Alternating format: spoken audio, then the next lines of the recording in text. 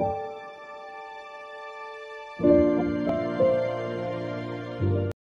शांति।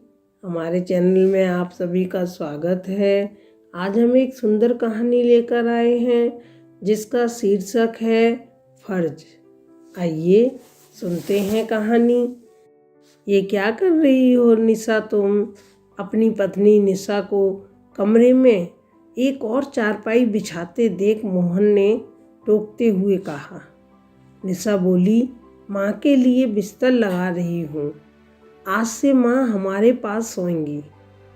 मोहन, क्या तुम पागल हो गई हो क्या? यहाँ हमारे कमरे में, और हमारी प्राइवेसी का क्या? और जब अलग से कमरा है उनके लिए तो इसकी ज़रूरत क्या? निशा बोली, ज़रूरत है मोहन। जब से बाबूजी का निधन हुआ है तब से माँ का स्वास्थ्य ठीक नहीं रहता है। तुमने तो स्वयं देखा है, पहले बाबूजी थे तो अलग कमरे में दोनों को एक दूसरे का सहारा था, मगर अब मोहन, बाबूजी के बाद माँ बहुत अकेली हो गई है।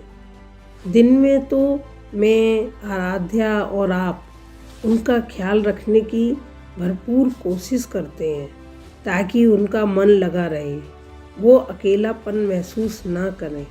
मगर रात को अलग कमरे में अकेले नहीं, वो अब से यहीं सोएंगी। मोहन बोला, मगर अचानक ये सब कुछ? समझ नहीं पा रहा हूँ तुम्हारी बातों को।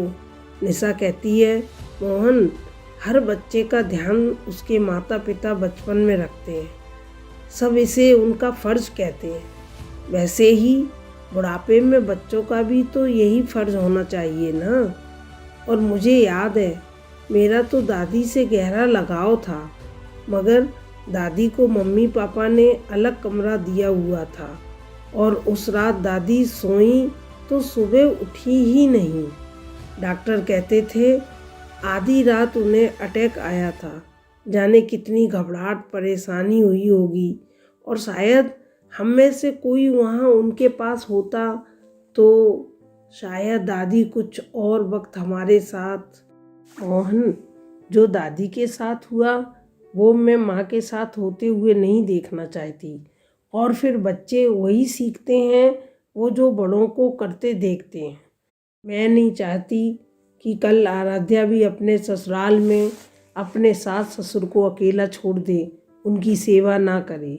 आखिर यही तो संस्कारों के वो बीज हैं जो कि आने वाले वक्त में घनी छाया देने वाले वृक्ष बनेंगे। मोहन उठा और निशा को सीने से लगाते हुए बोला, मुझे माफ़ करना निशा, अपने स्वार्थ में मैं अपनी माँ को भूल गया, अपने बेटे होने का फ़र्ज को भूल गया। और फिर दोनों माँ के पास गए और आदरपूर्वक अपने कमरे में ले आए। अपना और अपनों का सदैव ध्यान रखें, स्वस्थ रहें, मस्त रहें। ओम शांति।